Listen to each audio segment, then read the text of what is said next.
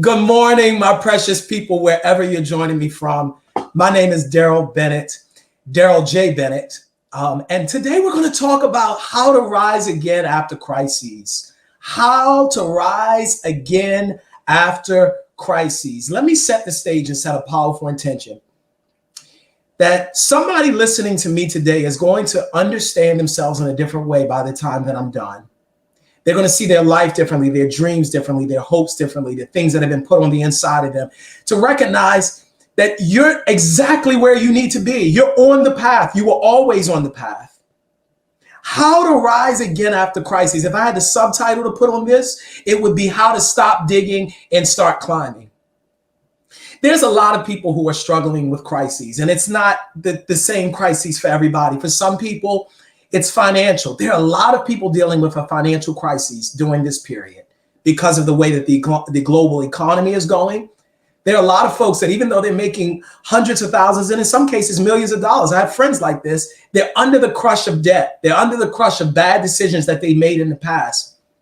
And so they're struggling with how to navigate life after crises, how to navigate life after trouble, how to navigate life when life isn't what you thought it would be. Now, y'all remember Mike Tyson. Mike Tyson was probably one of the greatest fighters of his day.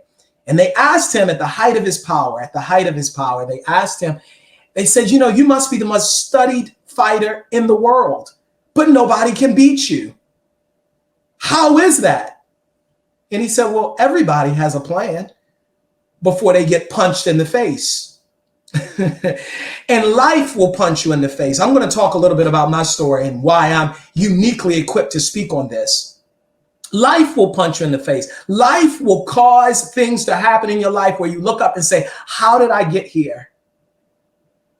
And today is the beginning for you to learn how to rise again. And we're going to talk about very specific practical things that you can do to get to the next level, to stop digging and start climbing, to rise again. This is not your last moment. Your best is ahead of you if you believe. And if you start taking concrete steps right where you are. Theodore Roosevelt, one of my favorite presidents, said, do what you can with what you have where you are. No, I didn't hear him say that. But it has been passed down through the corridors of time. Do what you can with what you have. We're going to talk about that a little bit later. You can't use what you don't have. You can't use what you don't have. You got to stop talking about what would life be if you didn't go through the divorce, and what would life be if you hadn't have made those financial decisions, and what would it be if you hadn't had that situation happen in the past. You cannot use what you don't have. And you know what I have learned? Everybody, I'm gonna start the presentation in a second, but I just want to talk before I talk. Everybody in life has an if I. You're not unique to that.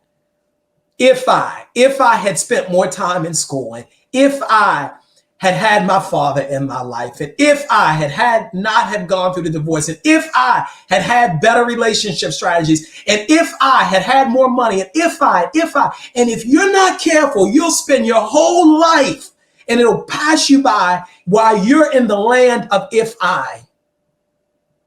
This is your season. This is your moment.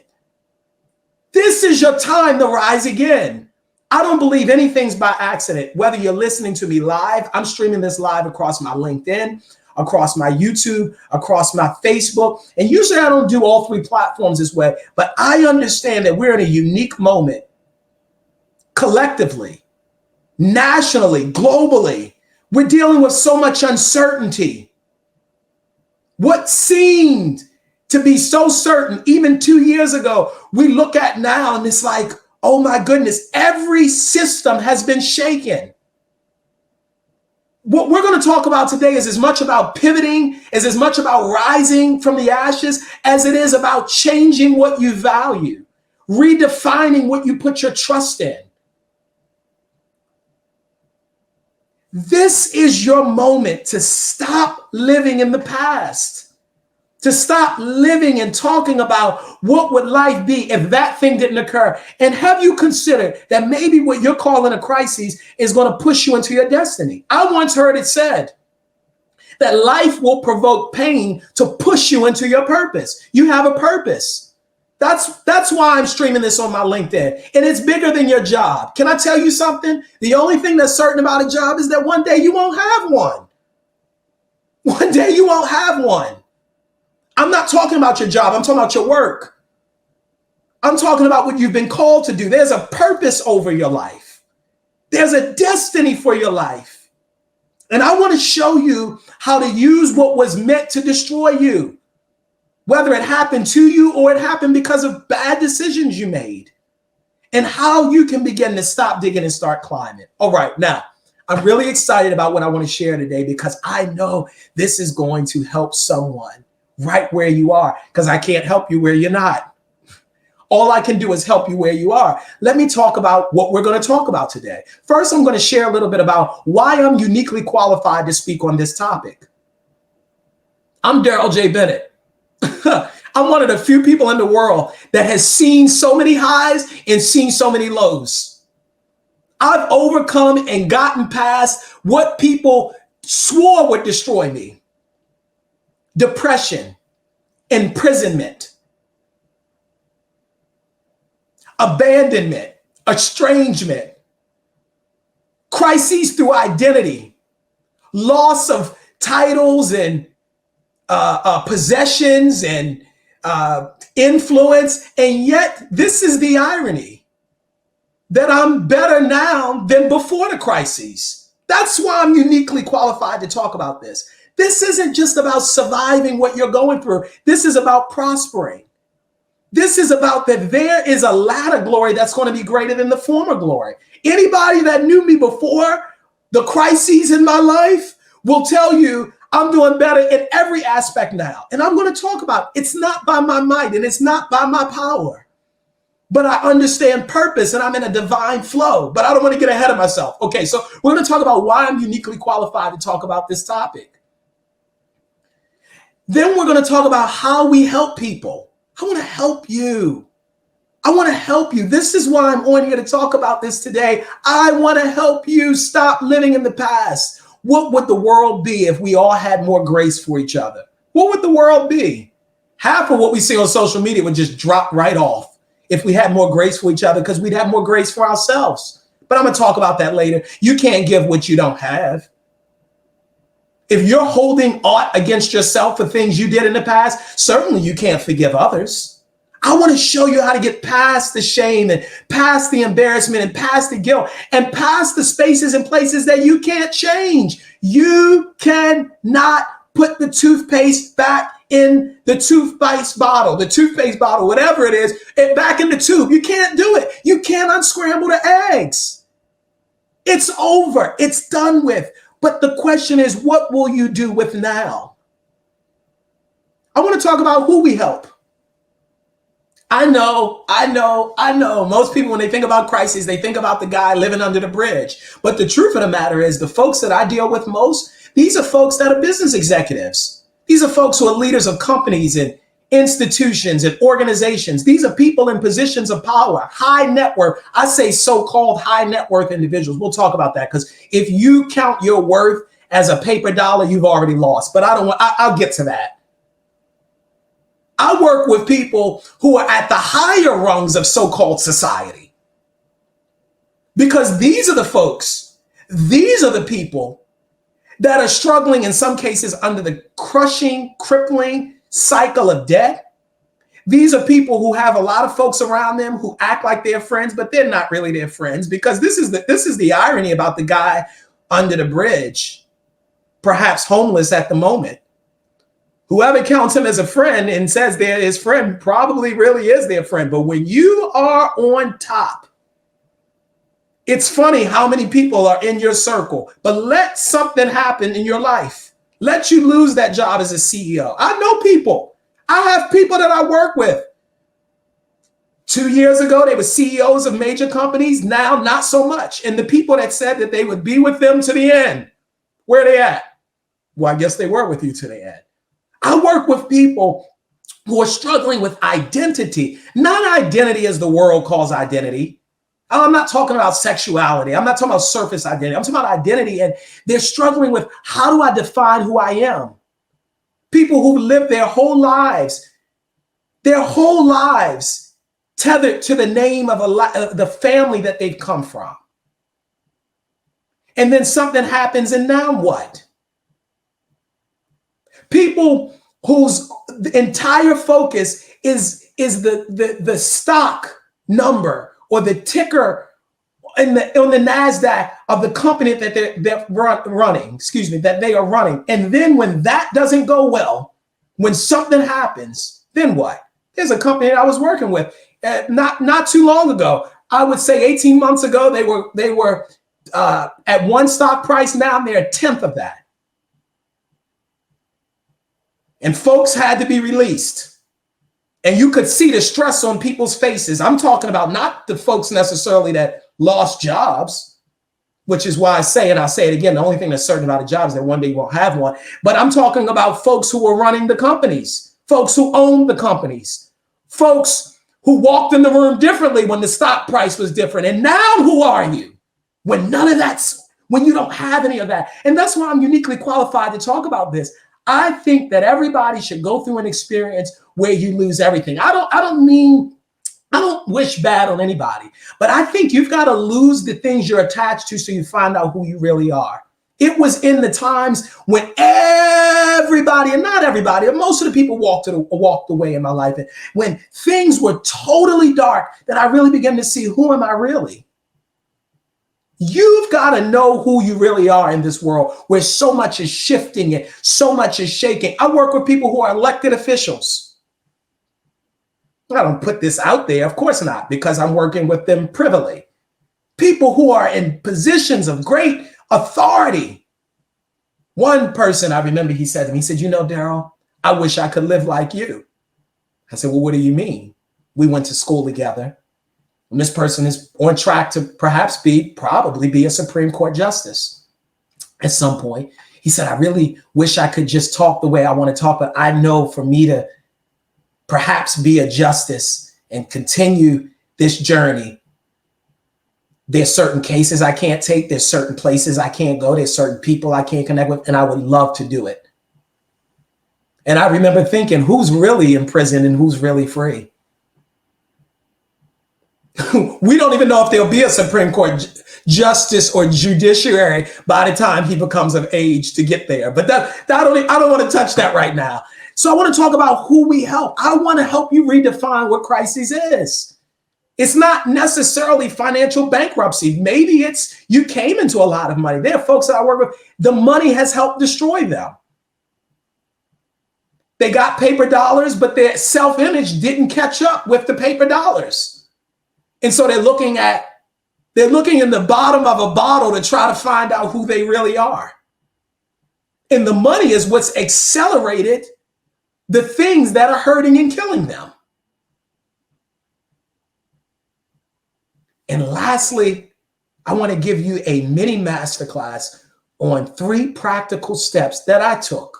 3 practical steps that I teach people through. 3 practical steps that you can take right where you are to stop digging and start climbing. Excuse me, I'm about to go, but excuse me, sir. Excuse me, ma'am. Your life is waiting. This is not a dress rehearsal. Your life is waiting. Your life is waiting. There is somebody that is waiting, some communities that are waiting for you to walk into purpose. And I know what you went through might have hurt you. And I know what you suffered through might have hurt your self-esteem. But I'm here to tell you, at some point, you've got to stop digging and start climbing. I was just talking to a family member earlier today. Precious family member, and talking about, well, you know, I wish I had done this, and I wish I had done that, and I wish I had done. And I said, we've got to get out of the land of wish. You can't change 20 years ago. You can't change 20 minutes ago, but you can start again now.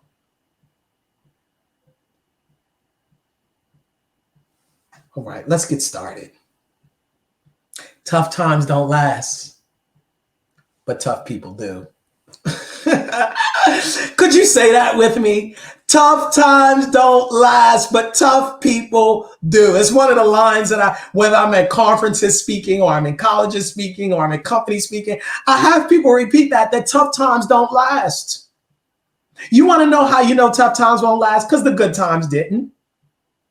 Ask people who were living in the age of easy money, and the money was just coming, and they were speculating, and maybe they didn't make such good decisions with stocks, but the stocks were just going up and up and up and up. You remember 2020 and 2021, and yeah, the good times.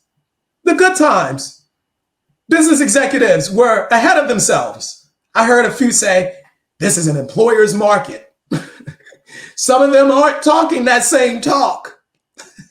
Because the truth of the matter is, good times won't last and bad times won't last. You know, the old Persian king, he had a great ring, and on the ring was inscribed what we would translate today as, this too shall pass. Can I just remind you of that? I had hard days, and I'm talking Darrell J. Bennett. I had hard days in my life. I had days where I didn't think I'd make it through the end of the day. There were days I woke up and wished just that I could go to sleep and never wake up again. There were days that I considered taking my own life. I just need to talk to you for a second. There were days where I wished for death. But you know what I realized? Those days came and they passed. They came to pass. Don't you get it? It came to pass. That day came to an end. What you're going through now won't last always. I'm going to tell you what we say in my faith tradition. Trouble won't last always. Tough times don't last, but tough people do. Now, in my book, Come Back Swinging, which is an audio book, you can get it on the Kindle as well as hardback, paperback. I share some of my personal journey through depression, through poor decisions as a younger man, through imprisonment, through transformation. And I talk about not just my personal story, but how I turned my personal story into a public platform to inspire and empower others. That's why I'm here today. Now, it's said, the Hebrews have said this, that a righteous man falls 7 times. A righteous man. And, you know, at first blush, you would think, why would a righteous man fall 7 times? And there are those at the surface level that would look at that and say, yeah, but he rises again and becomes righteous despite the falls. But actually what we know is that he becomes righteous because of the falls. I'm not here to glorify bad decisions, and I'm not here to glorify bad judgment, and I'm not here to glorify bad things that happen in people's lives. And I'm not here to answer the question, why do bad things happen to good people or good things happen to bad people, if you think there's a such thing. But I do want to say this, that what you thought was your worst moment might be exactly what you need to propel you into your destiny. The best thing that ever happened to David was Goliath. Didn't look like it at the time. Didn't seem like it at the time. But what are you crying about today that later on you'll be rejoicing about? Not because of the thing itself, but because of what it made you, because of what it showed you, because of how it showed you who in your life was really for you. See, I'm going to tell you something about crisis. I know I'm getting a little ahead of myself, but I got to say this. Crisis will reveal to you who's really your friend. For real. I know you think because they came to your bar mitzvah, and I know you think because they were there at the christening of your firstborn, and I know you think because they toasted with you when the company went into the IPO phase. I know you think that they're for you, but let there be a bad rumor about you, because this is what I've learned. It's easy for people to like you when other people like you. And it's easy to put your hope in other people when you're being liked. But I have come to learn that crises will reveal to you who loves you. Yeah, crisis will reveal to you who's really in your corner. Crisis will reveal to you who are the people who are attached and who are the people that are assigned. I don't even have time to get into that, because a lot of the people that you think are assigned in your life, they're attached. They're there for what they can get from you. They're there because you're a stepping stone on the ladder for them to climb to the next place. And the minute you are no longer good for them, they're going to walk out of your life and they'll act like they'll never knew you. I've seen it happen. Not just with myself. I've seen this happen with close people. People who were household names for one thing, and let one rumor come out about them. I wrote Comeback Swinging because I understood that it wasn't enough for me to just come out of what I came out of. I wanted other people to know that there is a place and a space for grace for you to prevail over what was meant to destroy you. You know, there is the story of the master who healed the man, and the man who was brought to him on the bed, he commanded now that when he was healed, now I want you to carry the bed and go back to your home. What are you lying in that you're meant to carry? What is it that's in your life that you thought would keep you crippled forever because that's how maybe you were born, or that's what people said was your lot in life, or that was the result of bad decisions you made or choices that other people made for you? And what is it that you're actually lying in that you're meant to carry? I wrote Comeback Swinging because I wanted people to understand that there is life after death, and there are many types of deaths. There are many types of deaths. Please believe.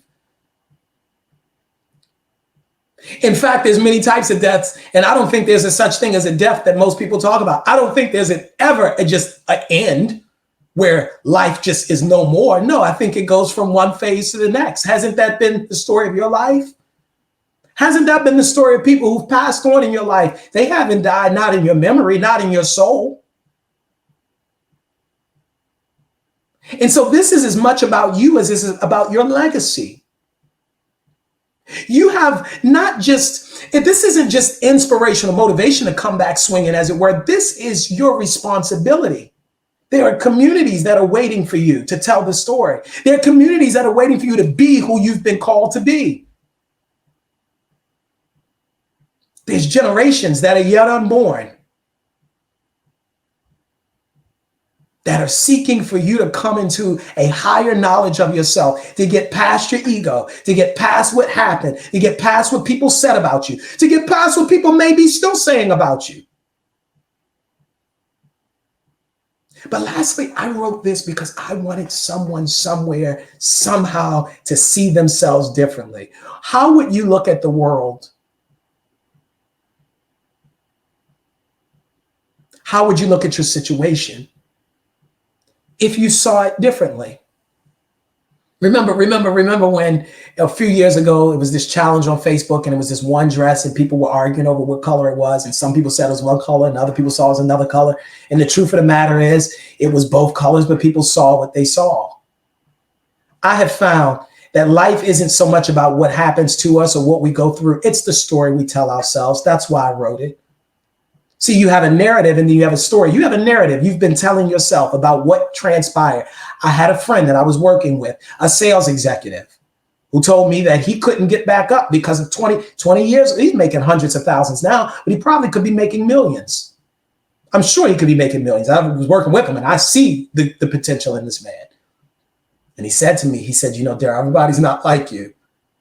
Because he's telling me about this business loss he had, and the way he's talking about it, I thought it was last year. I thought it was 2 years ago. I thought it was simultaneously with when I knew him. He was talking about something that happened in 2003. And how many of us could be going so much further, but we told ourselves a story. We told ourselves the story. We told ourselves the story because the business didn't work 20 years ago, that we are a failure. We told ourselves that story, and we rehearsed it. We told ourselves the story because the first marriage didn't work out, that I'm unlovable. And we told ourselves that story.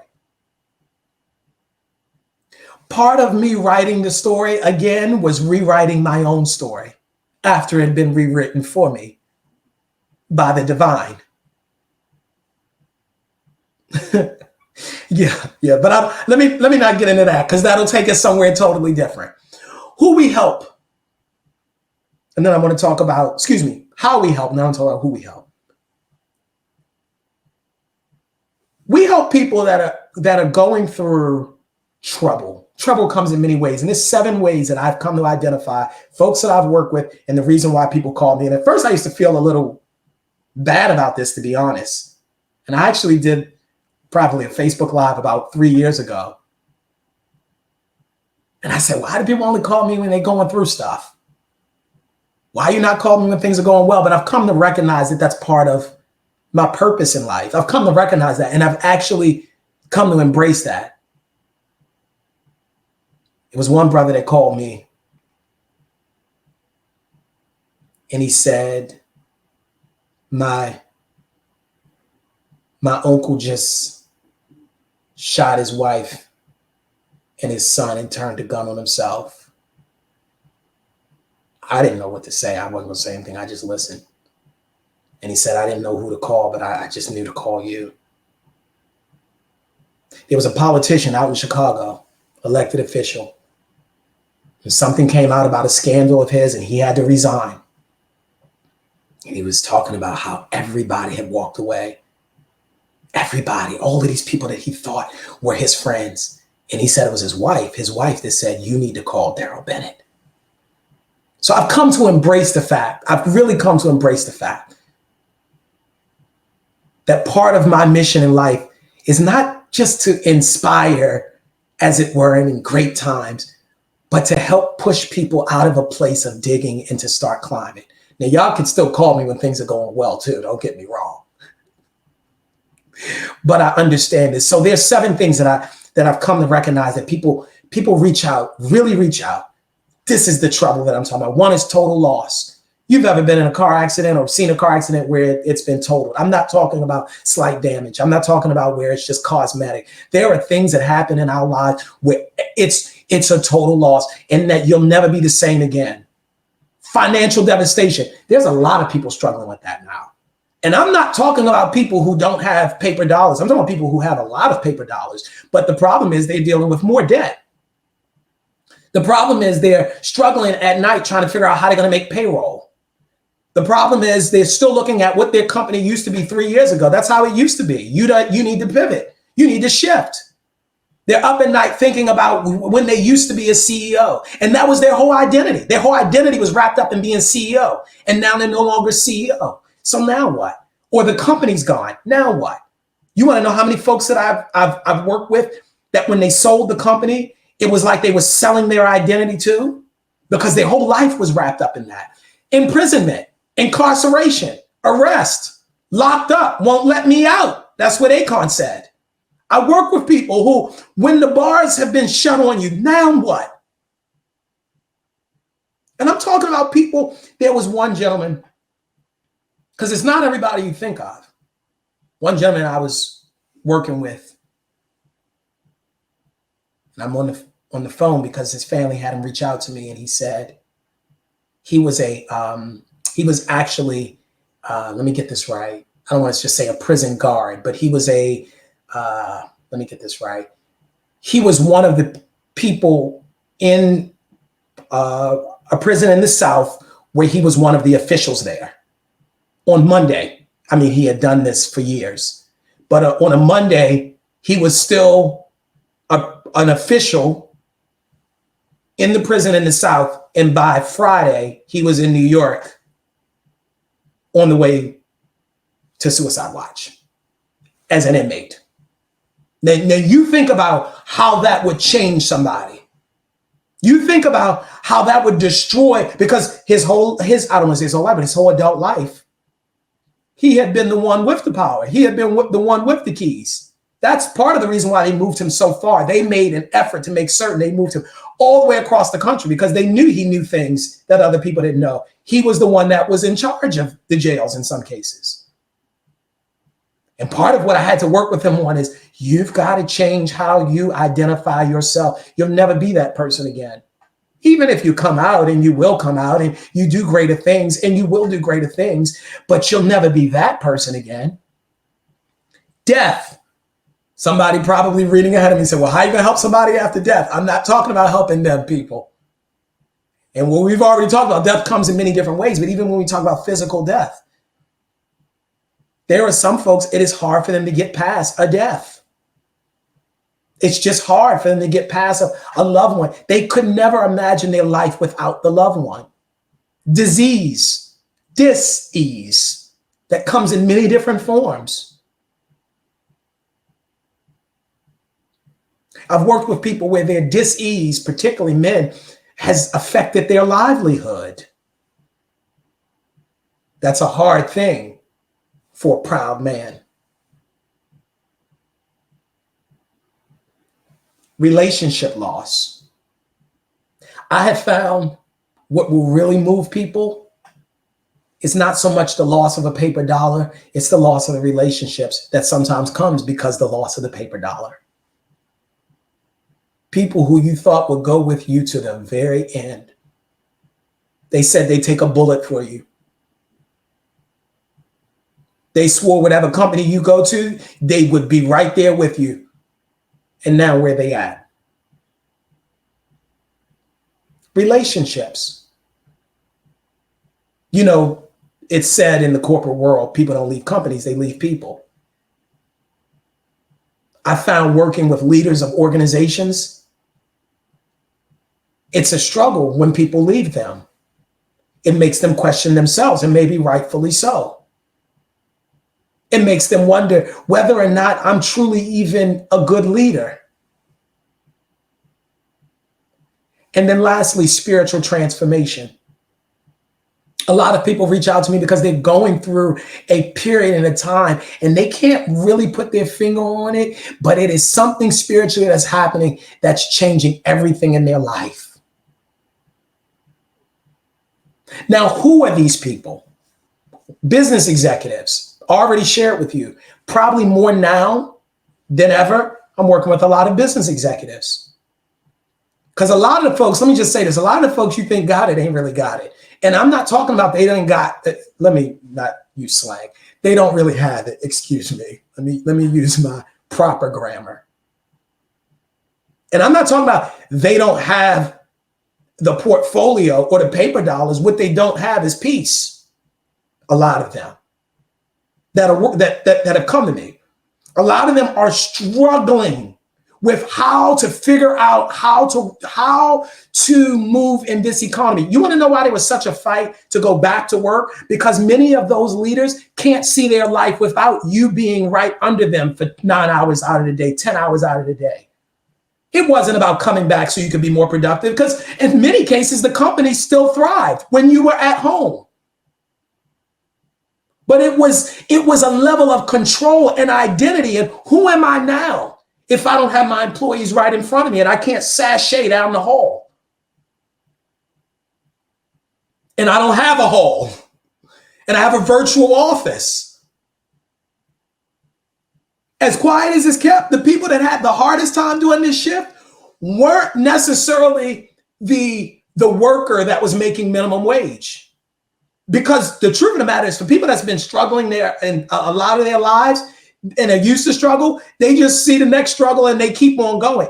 These were people who were people of affluence and influence, who were trying to figure out, no matter what they did to scare people, manipulate people, threaten people to come back to work, it still didn't happen.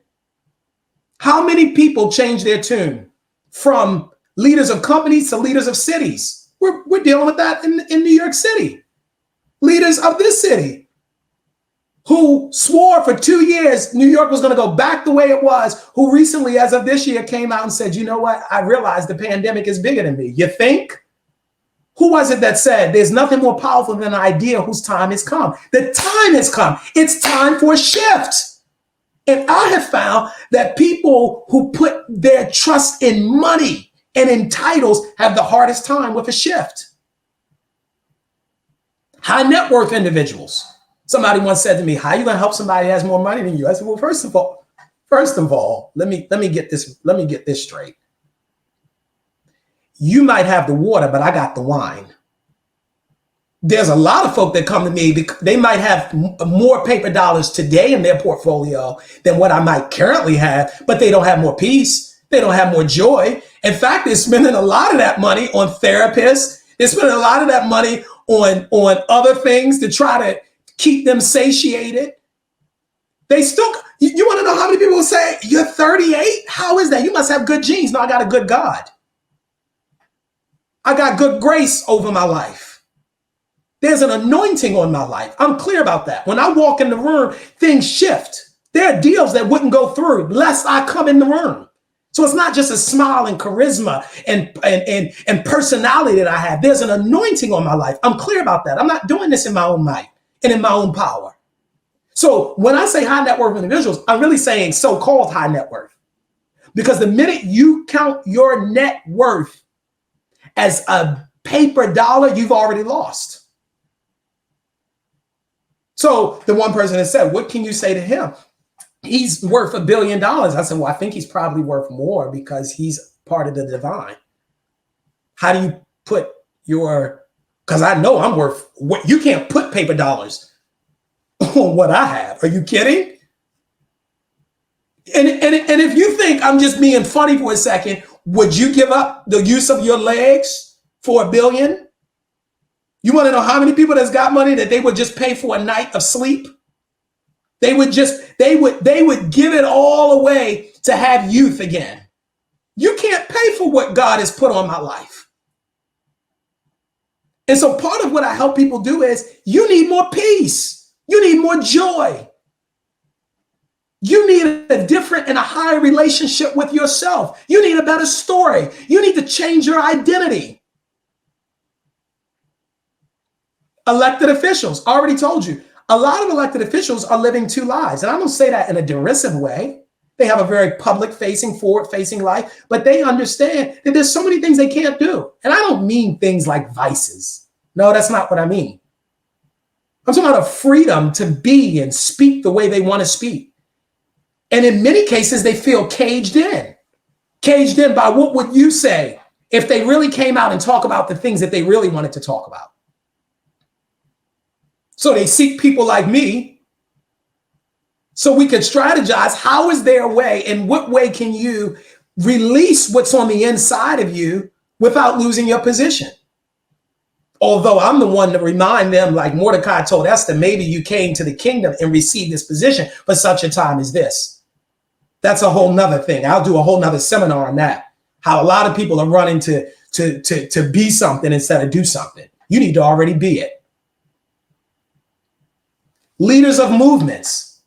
A lot of people don't know the stress that it is to lead a movement, to found a movement,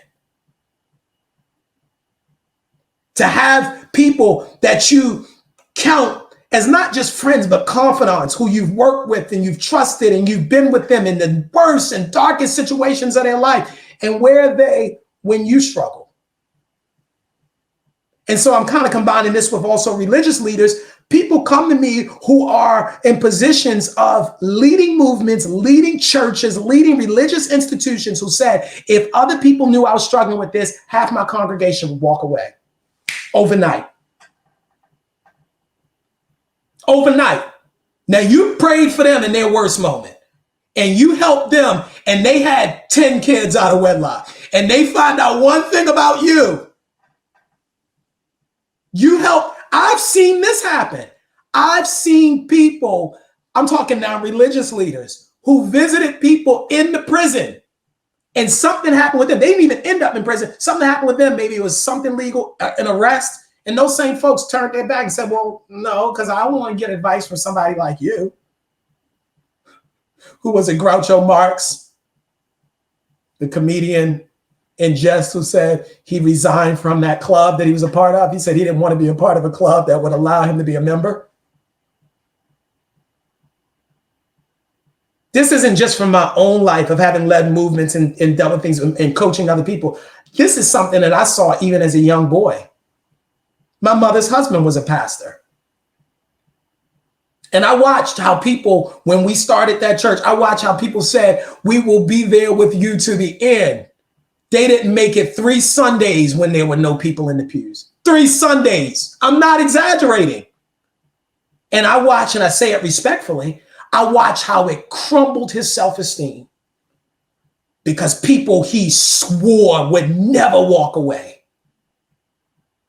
And I learned as a young boy, people will say what is convenient at the time, but you better not put your trust in people. You can love them. You can be friendly. You can corral with them. You can have them over at your house, but you better know that there are very few people that will ride with you. Recent graduates. This was my struggle. I spent so much of my time in school and community.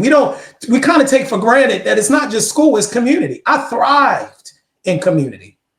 I thrived at Morehouse College. I thrived at Harvard Law School. I thrived in the structure of community, of going to class, of having things to do, of student government, of being with people. And the moment that that community was now dissolved and I was now kind of out on my own, it was a struggle for me. And it took me many years to realize that was part of the struggle.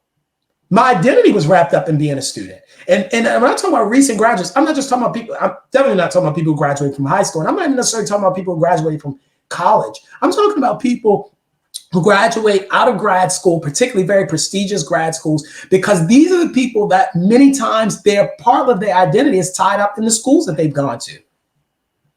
And people have tethered themselves to you and attached themselves to you, but it was convenient to. It was convenient to say, yo, my boy go to Harvard. Yeah, that's my boy. But are they really your friends? And so I work with people as they are leaving one community, how you can begin to create another community, how you can begin to identify yourself differently. You got to find your tribe. Everybody needs a tribe. Let me just say that. Everybody needs a tribe. And then I work with people who are resetting in life, and that comes in many different ways. I was going to put here people in transition, but I knew if people just read that, because a lot of people are thinking at the base level, you're going to think I'm talking about transitioning by gender. I'm not talking about that. Only I'm talking about resetting. I'm talking about transitions, real catastrophic, cataclysmic transitions in life where you know you'll never be the same.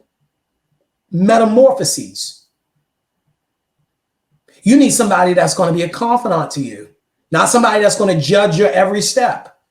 Somebody that's going to help you see your life differently, see your world differently, see your place in the world differently, that it's okay to reset. Because for many of you, when I say you, many of those who are going through a reset, many people are resetting because what they had purported to be wasn't who they really were. That wasn't the real them.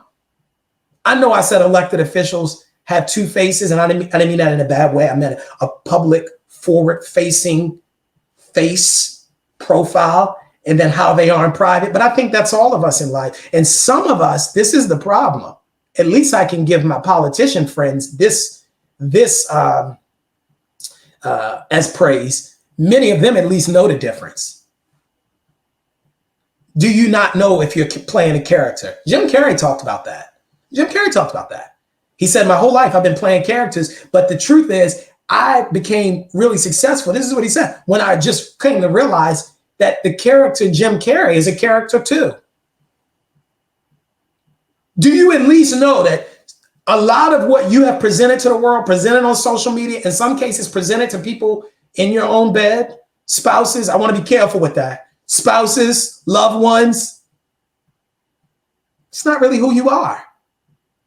So yes, now that you've come into a high relationship with yourself, people are trying to guilt you into, oh, you've changed, but you needed to change because that wasn't really you. This is how I answer somebody when people say to me, and somebody said it to me recently, you know, you've changed a lot. I said, no, a lot changed me. There's a difference. Now, let me talk about how to stop digging and start climbing. I want to talk solutions. I want to talk how you can do what you can with what you have where you are. I want to talk about you can't change what happened in the past. Yesterday's news is yesterday's news. But I want to talk about how you can move forward and how you can become right where you are a higher, better, more profitable, prosperous, and purpose-driven version of yourself. I want you to start climbing. I want you to start climbing again. I want you to make the conscious decision that you right now, before I go further, because there's three things I'm going to talk about very quickly, but I want you to make the conscious decision, because that's where it starts, that you're going to stop digging. You're going to stop digging and you're going to start climbing. What's the first thing? You're going to have to redefine yourself. That's what I had to do. That's what I had to do. That's what I had to do. Who are you without that title? Who are you without that job? Let me get closer. Who are you without those relationships and without that reputation? Who are you for real? Who are you really? In some cases, redefining ourselves is defining ourselves authentically for the first time.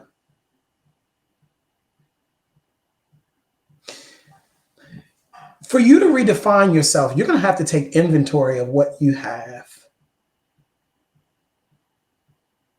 And you're going to have to really come to the core and ask yourself some deep questions. What am I really meant to do on earth?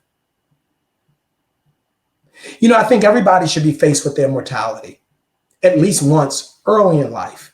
Because when you're faced with your mortality, it makes you start to ask yourself, if today were my last day, if, let's not make it so dramatic, if this were my last year, what would I spend my time doing? Would I still be at that job? What would I say that I've been holding back? What causes would I take up? That I've been waiting because I've been waiting for the perfect moment. I've been waiting for the perfect moment in my career. And then I said, I'll do that. But what would I do? To redefine yourself, you're going to have to ask yourself some questions. You know, it said that answers are the employers, questions are the employers of answers. I'll say it a different way. Answers are the employees of questions. I know my LinkedIn audience will get that. You want more answers? You need to ask more questions. You want bigger answers? You need bigger questions. Heretofore, many of you have just been asking, how do I get more paper dollars? How do I help my business grow? I want you to ask yourself, how do you help yourself grow?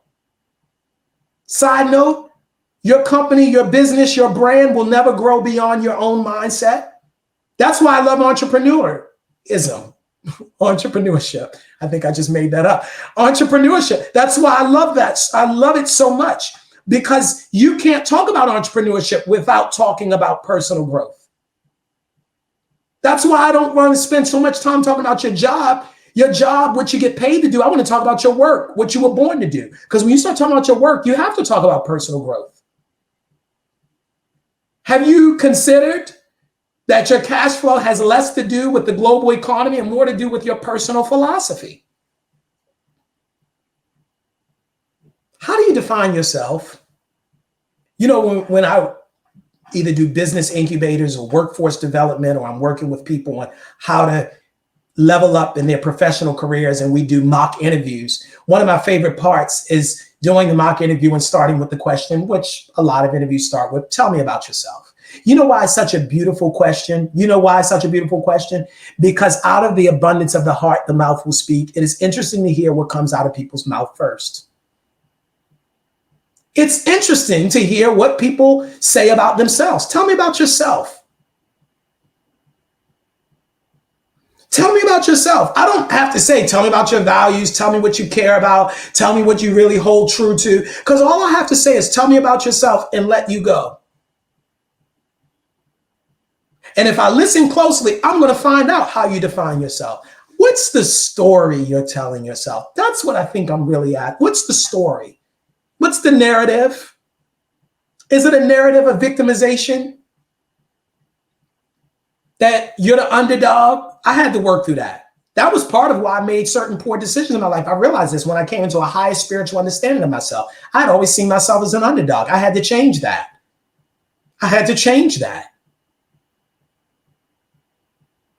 Because I had grown up in Baltimore City. Because I had seen so many things as a so-called Black male growing up in America. And I had tethered my identity to that. So when I told somebody I don't identify as Black anymore, and they looked at me like I was, no, it's not that I don't identify as part of the African diaspora. That's not what I'm saying. But what I'm saying is I don't identify myself with a term that you came up with to describe me on a profile. No, I define myself as a child of God. I had to redefine myself. Now, I can't tell you how you're going to redefine me or define me. I had a grandmother that said, baby, it's not what they call you, it's what you answer to. What do you answer to? What do you, I'm going to use a word here. What do you vibe with most? On your Google feed and you're going through, is it stories of overcoming or is it stories of stuff that happened bad to people? Traumas and dramas. What story do you keep telling? That's part of the reason too why I wrote the book. Some people say, well, what happened? Read the book. I was on a radio show. Somebody said that. Well, we want to know. Well, hey, you can't always get what you want. You're going to have to read it or you'll watch it or you'll find out some other way. But I'm not going to rehearse trauma. Stop getting around people who want you to tell a narrative of you on the bottom. That's part of the problem of some of you. That's partly the problem. You've got too many times where your mouth is betraying what your heart really wants. And there's dreams and visions of greatness, but you keep getting around people who want you to talk about the addiction. And they want you to talk about that time when you were crazy out your mind. And they want to talk about how when you were so drunk that you couldn't remember it. And they want to talk. Be very careful of people who want you to rehearse dark times in your life. I know I keep going back to my grandmother, but she gave me one of the best education. I was, of course, raised. I was raised by my mother, but my grandmother, when I would go to see her in the summers, my grandmother hadn't even had an 8th grade education, but she gave me my first lesson before I ever went to law school. She said, before somebody asks you a question, Darrell, ask yourself why they're asking it. That's what I was thinking when that radio host asked me, why do you want me to talk about something that happened 10 years ago that I've written about and put stories out about? You can just as easily do. What's your real intention behind it? Even if it's not a conscious intention, I think it's a subconscious intention.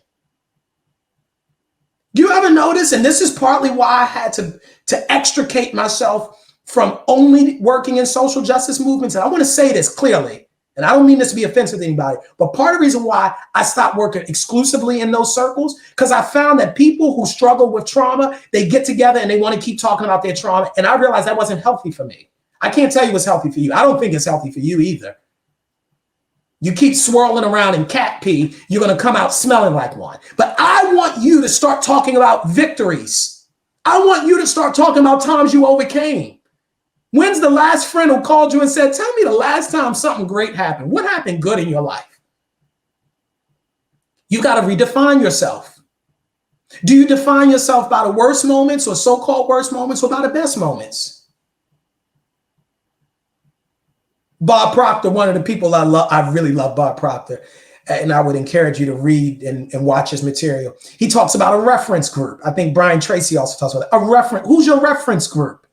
That's the people that you most closely associate with, even if they are not personally interacting with you.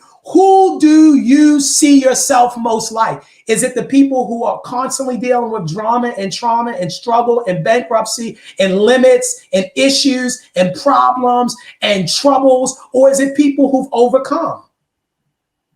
Two people can go through the same thing and one person comes out as an overcomer and they talk about overcoming. Is your reference group people who are champions, winners? And winners lose too, but winners have a mindset. Winners have a mindset. So you're going to have to redefine yourself. Second thing, you're going to have to strengthen what remains.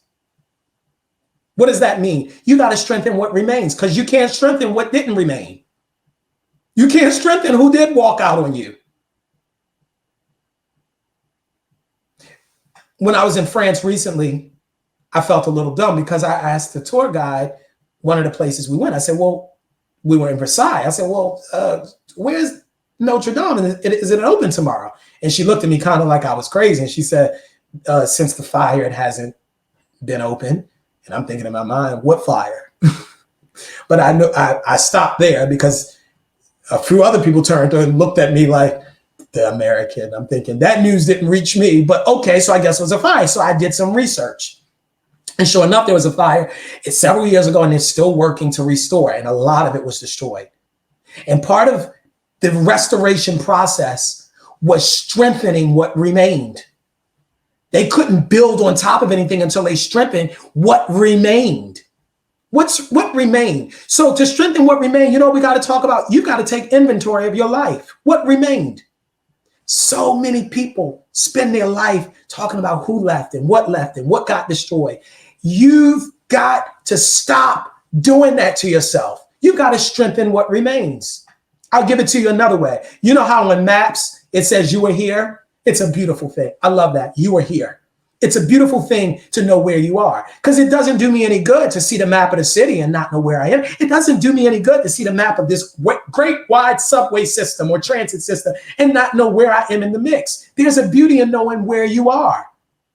But so many people are trying to, this is where I should be. This is where I would have been. This is where, if that thing didn't happen to me as a child, I'd be here. Unfortunately, it did. And so you're not. If the pandemic didn't happen, I've got several people I work with, and that's almost like their mantra. If the pandemic didn't happen, well, it did. You've got to strengthen what remains. Can I tell you something? You'll never build on what left. So all you can build on is what left. Is what remained. Who's remained in your life? Let me talk about relationships for a second. This is the beauty of crisis. It will reveal. That's what a fire does. It's revealing both a real fire and a figurative fire. A real fire in the sense that when the fire, and this is also what they were saying about Notre Dame, the fire exposed some things that they didn't know was there because stuff had been built on top of stuff. Because we have a tendency, now I'm coming into the figurative, we have a tendency to be so focused on image and cosmetics and superficiality in life and Instagram likes and Facebook reshares and who's my friend on social media that will cover things that we really need to be having exposed so we could treat. And so instead of dealing with the rotting wood, we paint over it. Instead of dealing with the crumbling foundation, we put another floor on it. And so while we don't glorify that the fire happened, we are grateful that the fire exposed some things that needed to be treated. Because the truth of the matter is, if the fire didn't destroy it, time was going to destroy it anyway. You got to strengthen what remains. Who in your life is calling themselves a friend? And when you really go through stuff, you'll see. Somebody once asked me, Darrell, based on what you overcome and what you went through, it's hard to kind of find pluses out of that. I say, I'll tell you one plus, and there's many, but I'll tell you one plus. The people that ride for me, they ride for me. I got people, I'll be on the other side of the world. I can call, they'll send a helicopter to come get me. You hear? I got people that will ride for me, and ain't nothing you can say, ain't nothing you can make up, ain't nothing you can pull from the past, ain't nothing you say, I fought this person. I got people that will ride for me, and you need people like that in your circle. I know the people, and trust me. I know, what did the master say? I picked 12 of you, and I knew one of you was a devil. I know the people in my life that are just there. They're just there because I'm on the way up. I've got certain people that ostracized me and talked about me, and then now they see me doing the things that God is doing in my life. They say, I always knew that you would come back, and I knew you'd be better. You a lie, but I smile right in their face because that's how people will do. It's cool to like you when other people like you, but you got to know who's your real friends. Friends, how many people have them? You remember that song? What did Drake say? No fake friends. You got to know who are the people in their social media friends. They're friends because you got a lot of likes. They're friends because you got that job. They're friends because you're running that company. They're friends because they see you as an ATM machine. They're friends because you got good press. But you got to know the people who will ride for you. That's the people that you can build movements on. That's part of the reason why I'm able to do many of the things that I'm able to do. I've got great relationships. I've got great relationships. And as time has gone on, I've come to value the relationships more than the stuff. I've come to value people who I know have remained. You got to strengthen what remains. You'll never build on what left. And the truth is, you don't need what left. In my faith tradition, this is what's written. They went out from amongst us because they were never of us. Because look, this is how it finishes. Had they been of us, they would have never left. Let me tell you something. You can try to attach people with super glue. If they're not of you, they're going to find a way to walk away. And this is what I've learned. They'll use that as an excuse, but they were going to walk away anyway. It was the CEO I knew that said, I fired them today because they were going to quit tomorrow. Yeah, I knew who wasn't really with me anyway.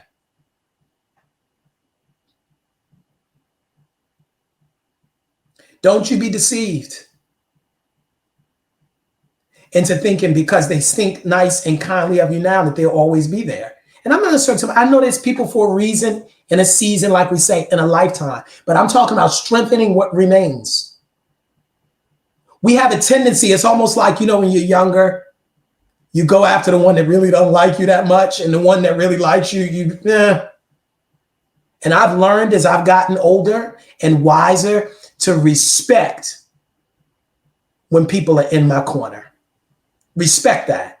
And to stop trying to get more people rather than strengthening what remains.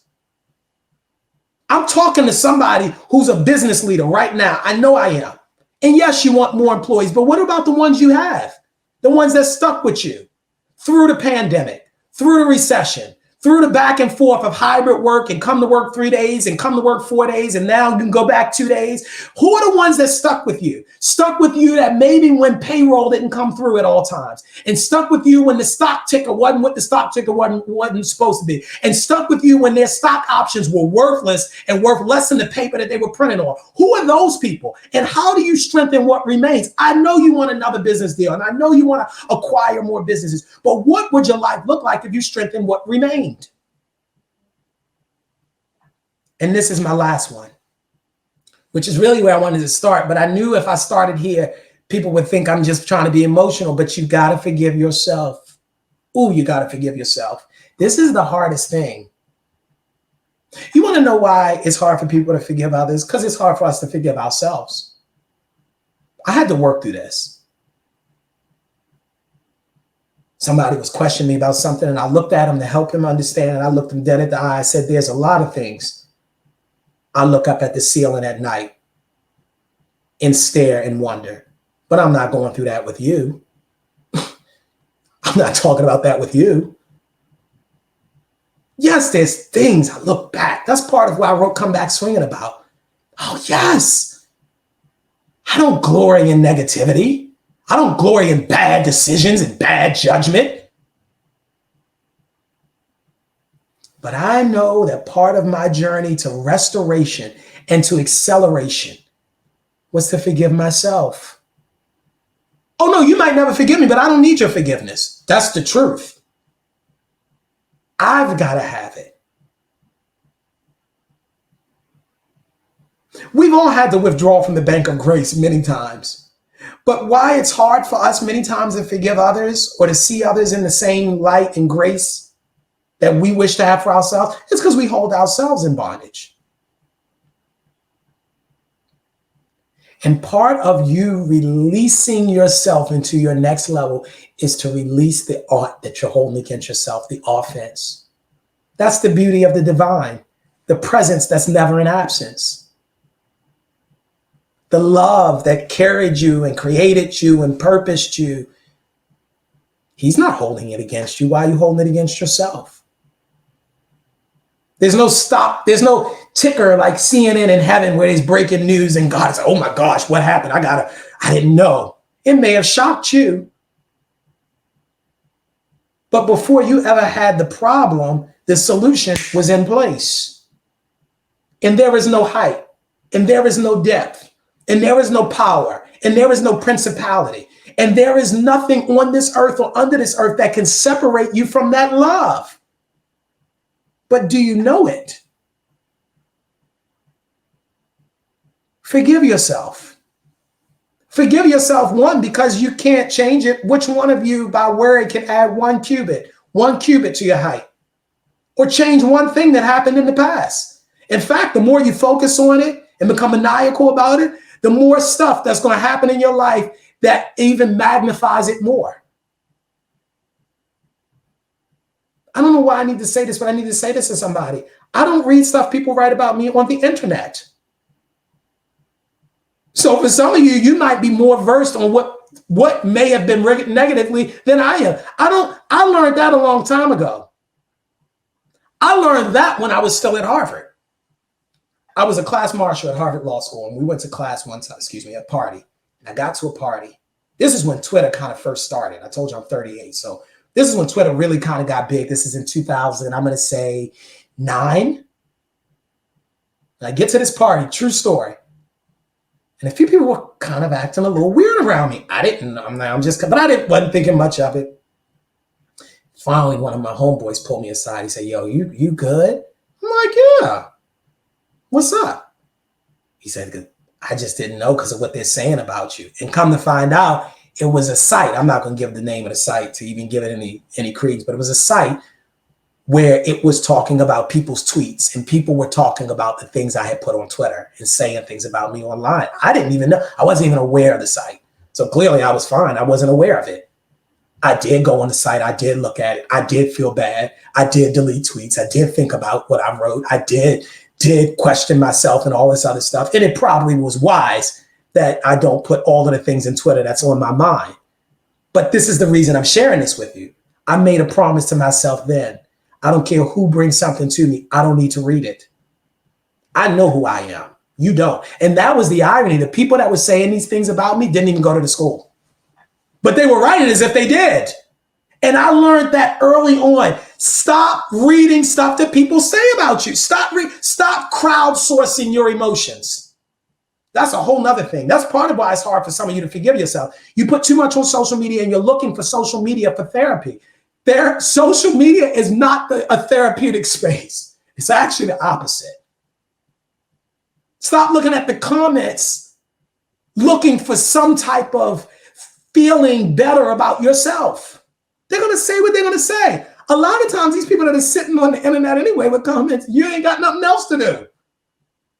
Forgive yourself. And by forgiving yourself, love yourself, know yourself, and understand some people may never get it. I know I'm not some people's cup of tea, but that's the beauty in who I am. I wasn't like this before. I wanted to be all things to all people. But I came to understand some people, you may never like me. You may never like, and that's fine. That's fine. But I'm not here to be liked. I'm here to walk out the call of God that's on my life. And while I would like to be liked, don't get me wrong, I would like to have man's approval. At the end of the day, that's not the measuring stick of my life. And I don't think it should be the measuring stick of your life either. This is where I want to end.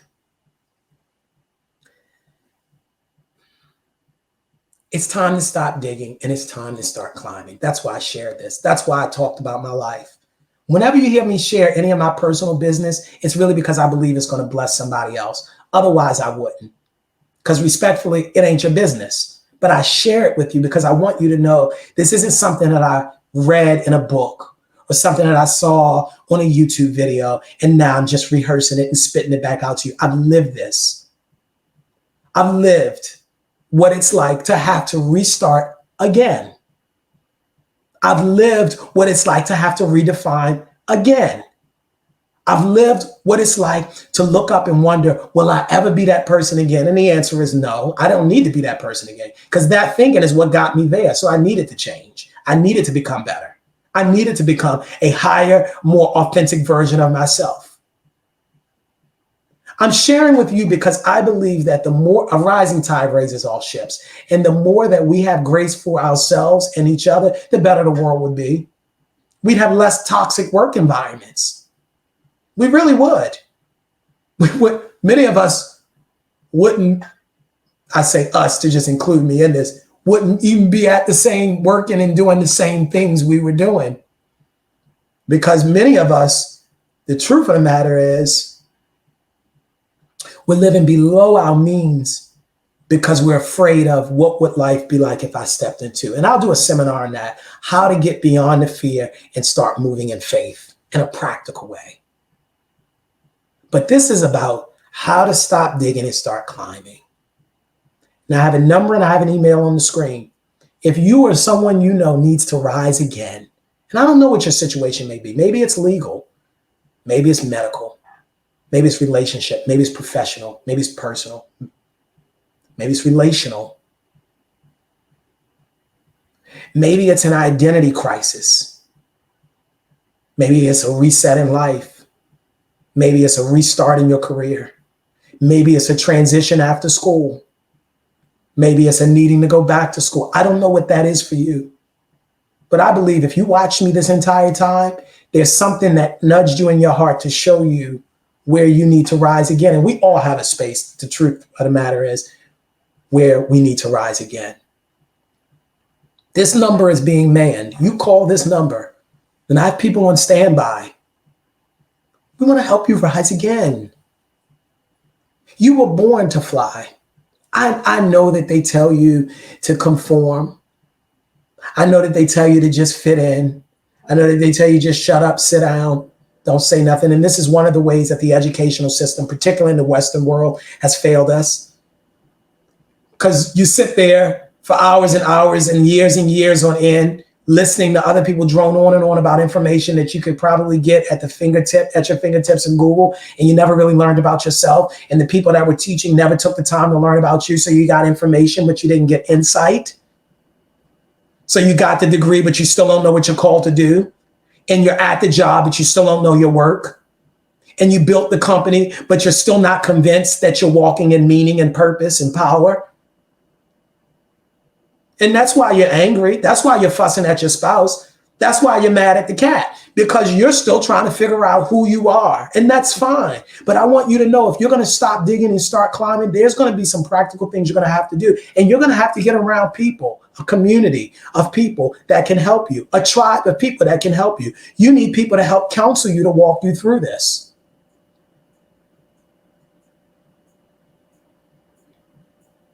I think this is where I want to end. It's written somewhere that those who sow in tears, bearing precious seed, will reap, no doubt, reap in joy, bearing sheaves. And I want you to know there is a harvest for you. There is a harvest for you. There is a harvest for you. Your best days are in front of you. The greatness of your life has just begun to unfold. There is something somewhere that you are meant to do that's going to change the world. I don't want you to be conformed to the pattern of this world. I want you to be transformed by the renewing of your mind. You're going to rise again. You might cry today. You might hurt today. You might stumble today. You might question your meaning in your life and whether it's even worth living today. But I am here to tell you that you were born to rise again. And there was a life you were born to, but there's a life that you're destined to. And I want to help you get there. I want to help you rise again. My name is Darrell J. Bennett, and I want to thank you for listening. Share this with someone you know who needs it now. Thank you.